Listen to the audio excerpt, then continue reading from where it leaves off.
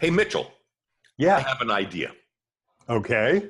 Today, why don't we talk about ideas? I love it. Okay, that's a great idea, right? It's a great idea. I mean, ideas are so important, such a part of everything we do in our work at SmartStorming.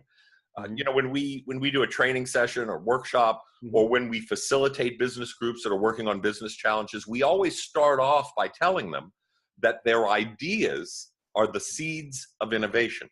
Now, can you explain what we mean by that? Sure. When we talk about ideas being the seeds of innovation, what we're really referring to is that every innovative product or service or process really begins as an idea in someone's mind. And it's that mental concept or image for what they want to create in the real world. Now, of course, you need more than just an idea. But if you don't have a great idea to start with, you really got nowhere to go. Yeah, we always say no idea, no innovation. That's right. And in today's world where innovation is such a focus, where everybody, all of us, expect constant innovation, well, it sounds like the ability to generate fresh, new, innovative ideas is a pretty important skill. Yeah. Ideas have really emerged as sort of the currency of the new economy.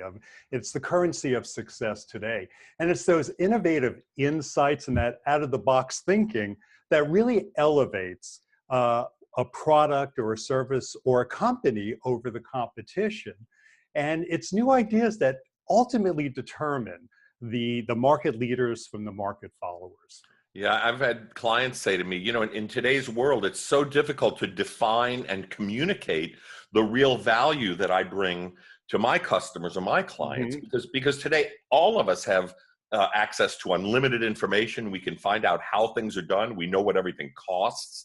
And so how do you really communicate that value? And I tell them it's really the quality and the uniqueness of your ideas. If you can show up with fresh, new, innovative ways of tackling challenges, solving problems, capitalizing on opportunities, if you can deliver that, that's the value, and that's the way you can communicate it. Yeah, and it's important to remember that it's not just one big idea. A big idea is really great, but you need lots of ideas, lots and lots of ideas to really fuel innovation. If you don't have a continuous stream of new ideas, then you really have no innovation. So today, you really have to be a prolific idea generator, right? And that's a skill we can all learn. Everyone can learn that. You just need to understand a few basic principles and a few tools, but everyone can do that. Yeah, and we see it all the time in our work, right? There are some concepts that we share. We share a few techniques and we teach those. And in no time, we turn groups into super prolific idea generating machines. It's pretty remarkable. Yeah. So, well, obviously, if you're going to be an innovator, you need ideas, but you don't just need ideas. You don't just need lots of ideas. You actually need good ideas, right? Yes. But the problem is, how do you know? How do you know when an idea is good? What makes a good idea good? And how do you distinguish those good ideas from the ones that aren't quite so good?